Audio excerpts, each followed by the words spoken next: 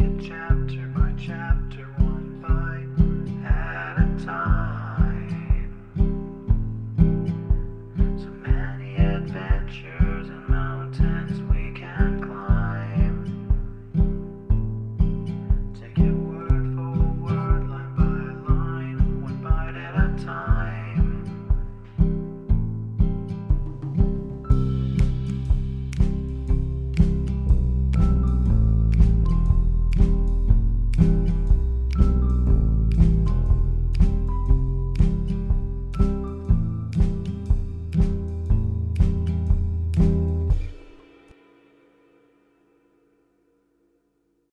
Welcome to Bite at a Time Books, where we read you your favorite classics one bite at a time. My name is Bree Carlile, and I love to read, and wanted to share my passion with listeners like you. If you want to know what's coming next and vote on upcoming books, sign up for our newsletter at biteatatimebooks.com. You'll also find our new t-shirts in the shop, including podcast shirts and quote shirts from your favorite classic novels. Be sure to follow my show on your favorite podcast platform so you get all the new episodes. You can find most of our links in the show notes. But also our website, biteatatimebooks.com, includes all of the links for our show, including to our Patreon to support the show, and YouTube, where we have special behind the narration of the episodes. We're part of the Bite at a Time Books Productions Network. If you'd also like to hear what inspired your favorite classic authors to write their novels, and what was going on in the world at the time, check out the Bite at a Time Books Behind the Story podcast, wherever you listen to podcasts. Please note, while we try to keep the text as close to the original as possible, some words have been changed to honor the marginalized communities who've identified the words as harmful, and to stay in alignment with Bite at a Time Books' brand values. Today we'll be continuing Little Men by Louisa May Alcott. Chapter 17, Composition Day. Hurry up, boys, it's 3 o'clock. And Uncle Fritz likes us to be punctual, you know, said Franz one Wednesday afternoon as a bell rang, and a stream of literary-looking young gentlemen with books and paper in their hands were seen going toward the museum. Tommy was in the schoolroom, bending over his desk, much bedaubed with ink, flushed with the ardor of inspiration, and in a great hurry as usual, for easygoing Bangs never was ready till the very last minute.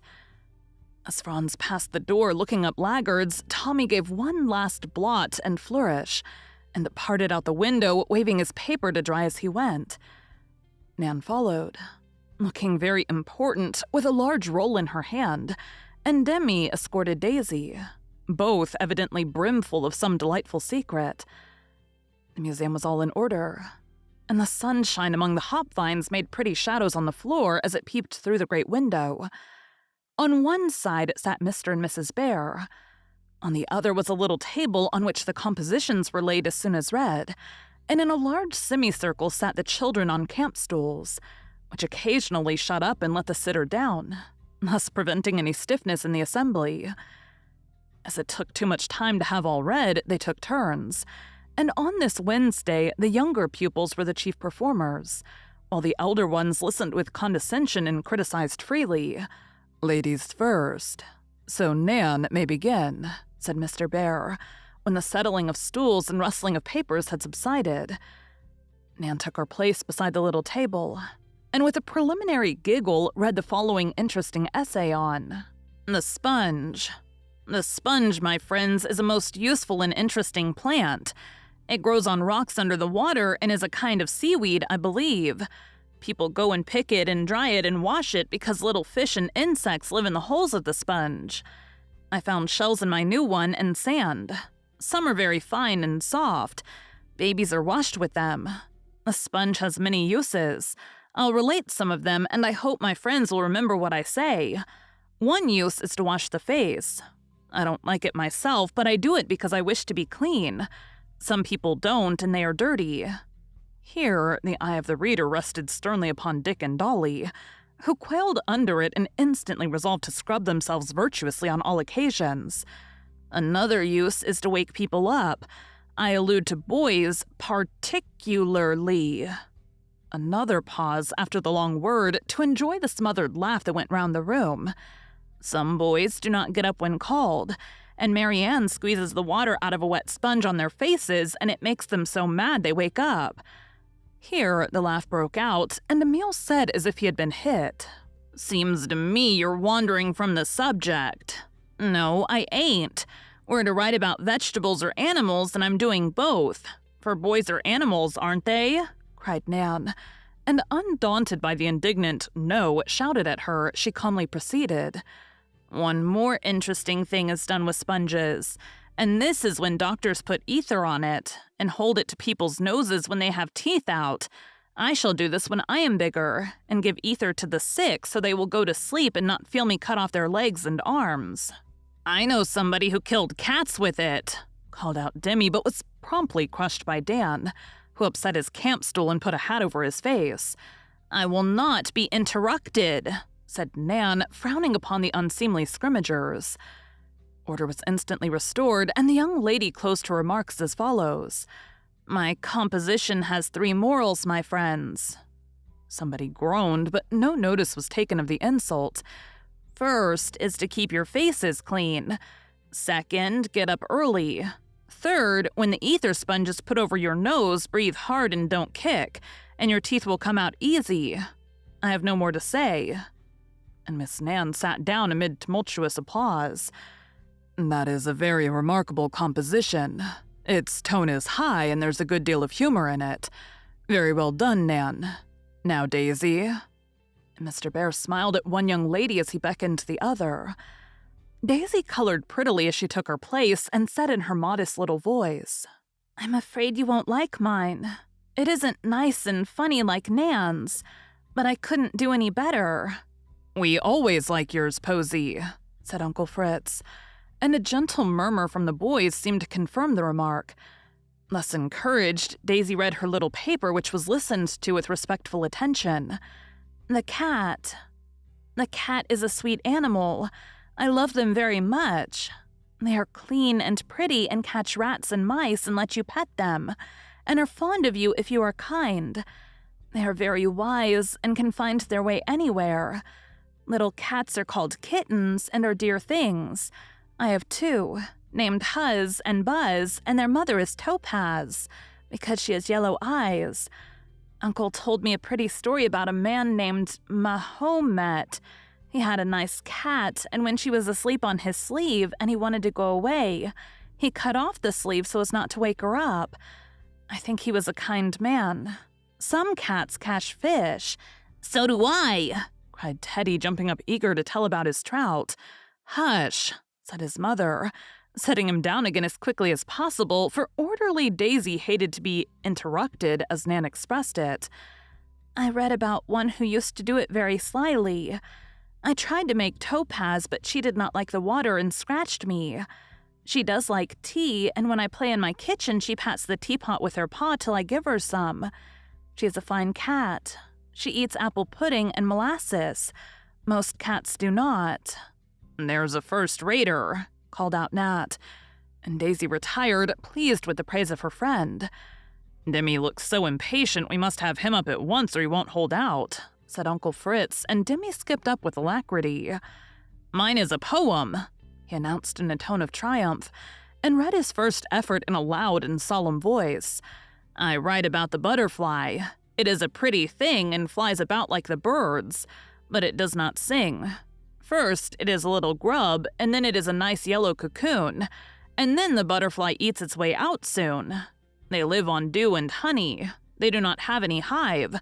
They do not sting like wasps and bees and hornets, and to be as good as they are, we should strive. I should like to be a beautiful butterfly, all yellow and blue and green and red, but I should not like to have Dan put camphor on my poor little head."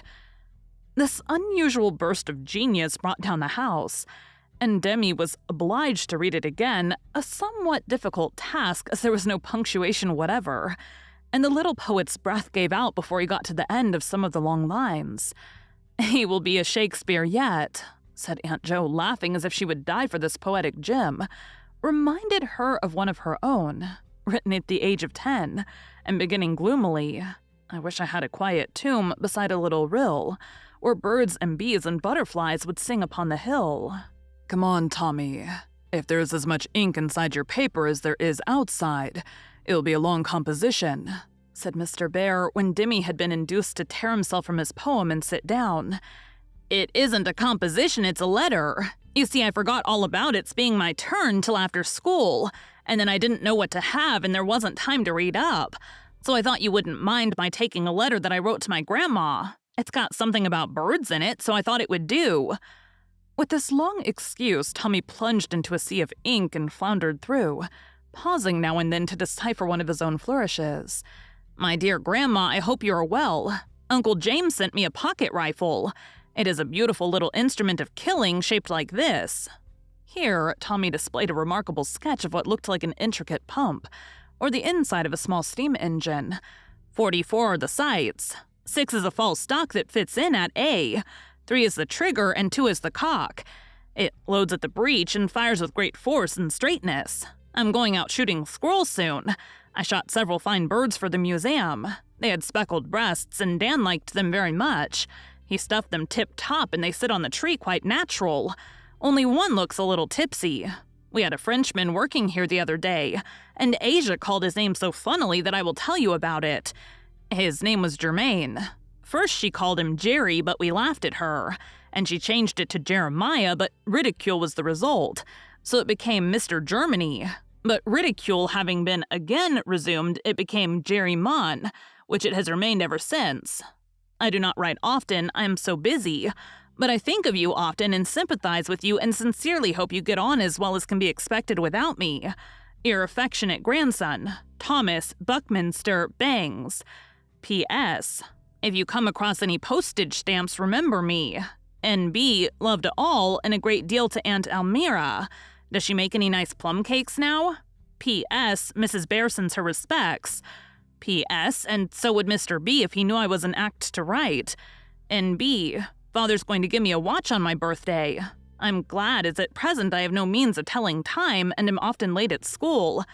P.S. I hope to see you soon. Don't you wish to send for me? T.B.B. As each postscript was received with a fresh laugh from the boys, by the time he came to the 6th and last, Tommy was so exhausted that he was glad to sit down and wipe his ruddy face.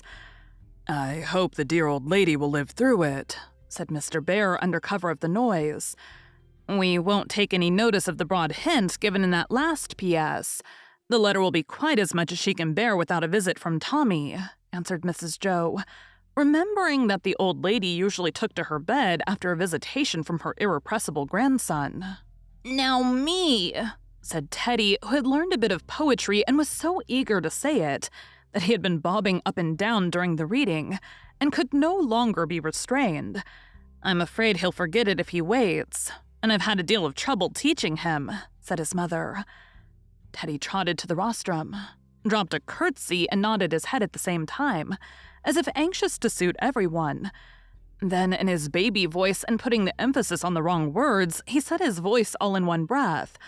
Little drops of water, little drains of sand, make 'em might oakum in a peasant land. Little words of kindness pokin' every day, make a home a heaven and help us on the way. Clapping his hands at the end, he made another double salutation and then ran to hide his head in his mother's lap, quite overcome by the success of his piece, for the applause was tremendous. Dick and Dolly did not write, but were encouraged to observe the habits of animals and insects and report what they saw. Dick liked this and always had a great deal to say, so when his name was called, he marched up, and looking at the audience with his bright, confiding eyes, told his little story so earnestly that no one smiled at his crooked body, because the straight soul shone through it beautifully.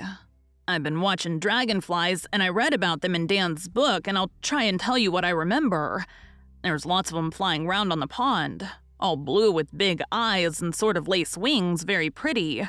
I caught one and looked at him, and I think he was the handsomest insect I ever saw.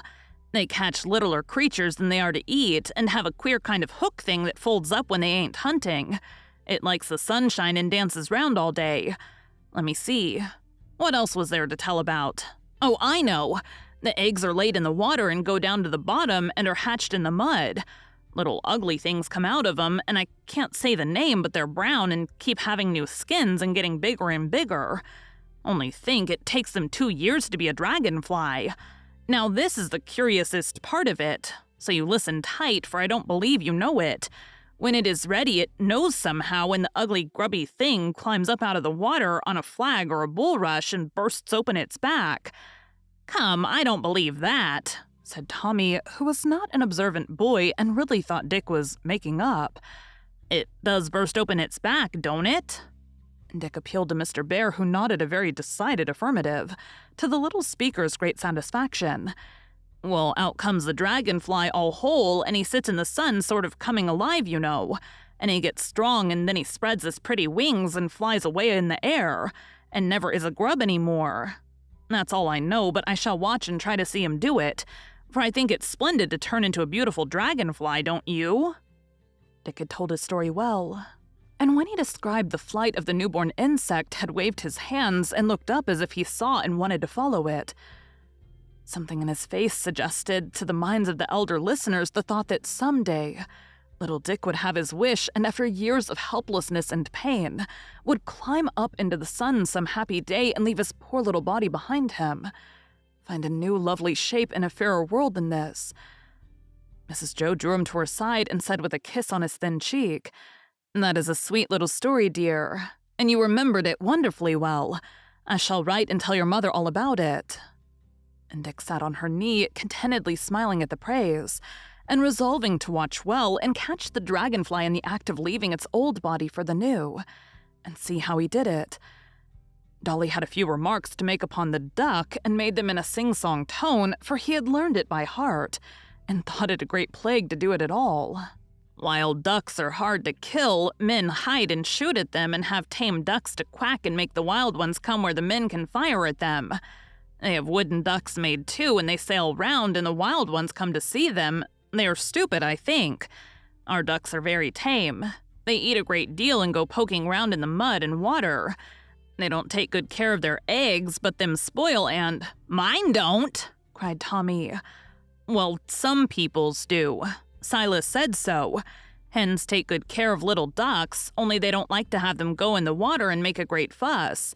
But the little ones don't care a bit. I like to eat ducks with stuffing in them and lots of applesauce. I have something to say about owls," began Nat, who had carefully prepared a paper upon this subject, with some help from Dan. "Owls have big heads, round eyes, hooked bills, and strong claws. Some are gray, some white, some black and yellowish. Their feathers are very soft and stick out a great deal. They fly very quietly and hunt bats, mice, little birds, and such things. They build nests in barns, hollow trees, and some take the nests of other birds. The great horned owl has 2 eggs bigger than a hen's and reddish-brown. The tawny owl has 5 eggs, white and smooth, and this is the kind that hoots at night. Another kind sounds like a child crying. They eat mice and bats whole, and the parts that they cannot digest they make into little balls and spit out. My gracious, how funny!" Nan was heard to observe. "They cannot see by day, and if they get out into the light, they go flapping round half blind, and the other birds chase and peck at them as if they were making fun. The horned owl is very big, most as big as the eagle. It eats rabbits, rats, snakes, and birds, and lives in rocks and old tumble-down houses. They have a good many cries and scream like a person being choked and say, 'Wah-oh, and it scares people at night in the woods. The white owl lives by the sea and in cold places and looks something like a hawk. There's a kind of owl that makes holes to live in like moles. It is called the burrowing owl and is very small. The barn owl is the commonest kind, and I've watched one sitting in a hole in a tree looking like a little gray cat, with one eye shut and the other open. He comes out at dusk and sits round waiting for the bats. I caught one, and here he is." With that, Nat suddenly produced from inside his jacket a little downy bird, who blinked and ruffled his feathers, looking very plump and sleepy and scared. "Don't touch him, he's going to show off," said Nat, displaying his new pet with great pride. First, he put a cocked hat on the bird's head, and the boys laughed at the funny effect. Then he added a pair of paper spectacles, and that gave the owl such a wise look that they shouted with merriment. The performance closed with making the bird angry and seeing him cling to a handkerchief upside down, pecking and clucking, as Rob called it. He was allowed to fly after that and settling himself on the bunch of pine cones over the door, where he sat staring down at the company with an air of sleepy dignity that amused them very much. "Have you anything for us, George?" asked Mr. Bear when the room was still again.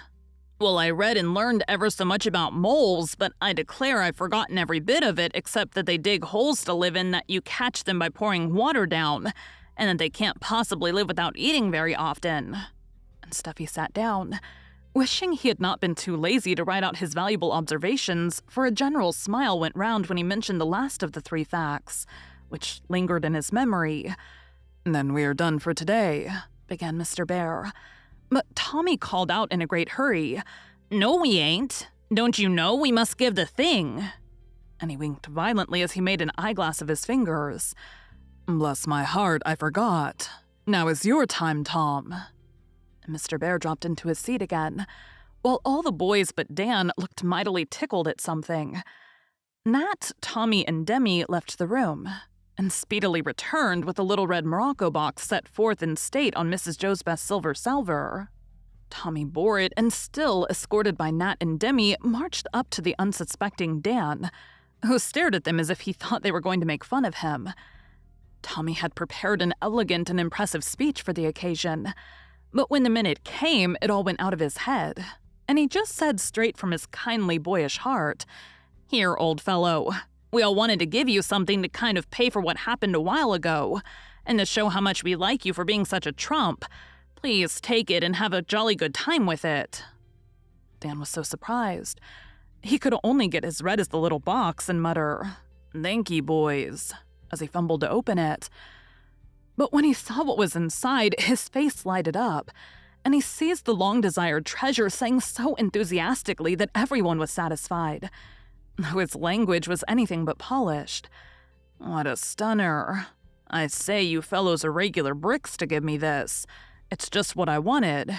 Give us your paw, Tommy." Many paws were given, and heartily shaken, for the boys were charmed with Dan's pleasure and crowded round him to shake hands and expatiate on the beauties of their gift.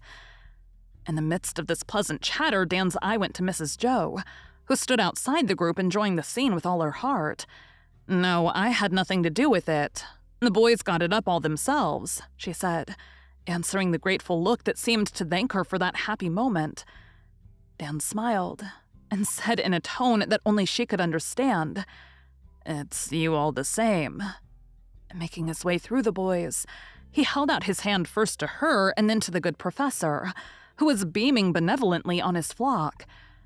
He thanked them both with a silent, hearty squeeze. He gave the kind hands that held him up, and led him into the safe refuge of a happy home.